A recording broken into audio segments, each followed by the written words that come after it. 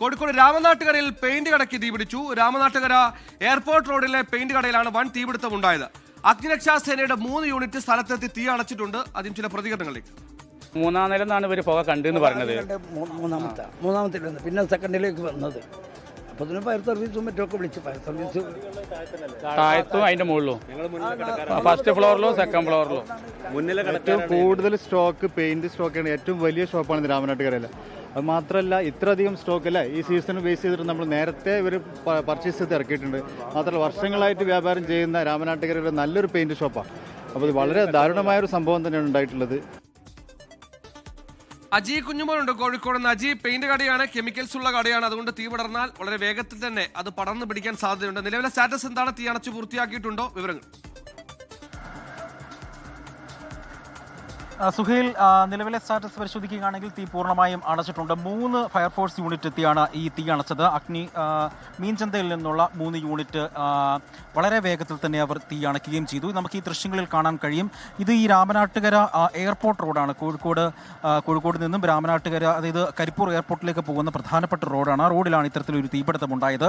ഈ കടയുടമ രാവിലെ 11:30 ഈ കട വന്ന് തുറന്നു. അതിനുശേഷം അദ്ദേഹം ഉച്ചഭക്ഷണത്തിനായി വീട്ടിലേക്ക് പോകുന്നു. പിന്നീടാണ് ഈ കടയിൽ നിന്നും ഇത്തരത്തിൽ ഒരു പുക മുകളിലത്തെ നിലയിൽ നിന്നും വരുന്നതായി കണ്ടത്. തുടർന്ന് സമീപത്തുള്ള കടക്കാർ ഓടി വിവരം അറിയിക്കുകയും ഫയർഫോഴ്സ് എത്തി തീ അണയ്ക്കുകയും ചെയ്യുമായിരുന്നു. നമുക്ക് ഈ ദൃശ്യങ്ങളിൽ കാണാൻ കഴിയും.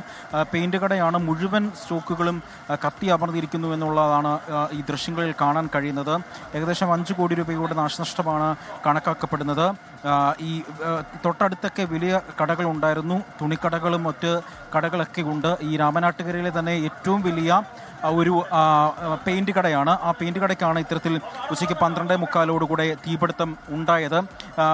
3 യൂണിറ്റ് ഫയർഫോഴ്സ് എത്തിയാണ് ഈ തീ അണച്ചത് എന്നുള്ളതാണ് ഏറ്റവും എടുത്തു പറയേണ്ടത്. രാമനാട്ടുകരയിൽ നിന്നുള്ള ഈ പ്രധാനപ്പെട്ട റോഡടക്കം ഇപ്പോൾ നിയന്ത്രിച്ചുകൊണ്ടാണ് ഇപ്പോൾ ഈ രക്ഷാപ്രവർത്തനം നടത്തുന്നത്. അതിൽ ഏറ്റവും എടുത്തു പറയേണ്ടത് നാട്ടുകാരടക്കം ഈ രക്ഷാപ്രവർത്തനത്തിൽ പങ്കാളികളാകുന്നുണ്ട് എന്നുള്ളത് നമുക്ക് ദൃശ്യങ്ങളിൽ കാണാൻ കഴിയും. നാട്ടുകാരും ഒപ്പം തന്നെ നഗരസഭയുടെ നേതൃത്വത്തിലുള്ള ആളുകളൊക്കെ ഇത് രക്ഷാപ്രവർത്തനത്തിന് നേതൃത്വം നൽകുന്നുണ്ട്. പോലീസ് അടക്കമുള്ള ആളുകളൊക്കെ തന്നെയും ഇതിൽ നേതൃത്വം നൽകുന്നുണ്ട് എന്നുള്ളതാണ് നമുക്ക് എടുത്തു പറയേണ്ടത്. ഏതായാലും ഈ അഗ്നിരക്ഷാസേനയുടെ ഫയർഫോഴ്സിൻ്റെ സംയോജിതമായ ഇടപെടൽ മൂലമാണ് ഇത്തരത്തിൽ ഈ വലിയൊരു തീപിടുത്തം പെട്ടെന്ന് തന്നെ അണയ്ക്കാൻ അവർക്ക് സാധിച്ചത്. പ്രത്യേകിച്ച് എടുത്തു പറയേണ്ടത്, മീൻചന്തയിൽ നിന്നാണ് ഇവർ എത്തിയത്. രാമനാട്ടുകരയിൽ ഫയർ സ്റ്റേഷനുകളില്ല. അപ്പോൾ മീൻചന്തയിൽ നിന്ന് അത്രയും വേഗത്തിൽ തന്നെ ഇവർ എത്തുകയും വളരെ പെട്ടെന്ന് തന്നെ തീ അണയ്ക്കുകയും ചെയ്തു എന്നുള്ളതാണ് ഏറ്റവും എടുത്തു പറയേണ്ടത്. തീ പൂർണ്ണമായും നിയന്ത്രണ വിധേയമാണ്, പൂർണ്ണമായും തീ അണയ്ക്കുകയും ചെയ്തു. നമ്മൾ കാണുന്നതാണ്, ഇവിടെ നിന്നാണ്, ഈ ദൃശ്യങ്ങളിൽ കാണുന്ന ഈ സ്ഥലത്ത് നിന്നാണ് തീ ആദ്യം പടർന്നത്. താഴേക്ക് പിന്നീട് പടരുകയാണ്. പെയിന്റ് കട ആയതുകൊണ്ട് തന്നെ പെട്ടെന്ന് തീ വ്യാപിക്കുകയായിരുന്നു. സുഖേൻ.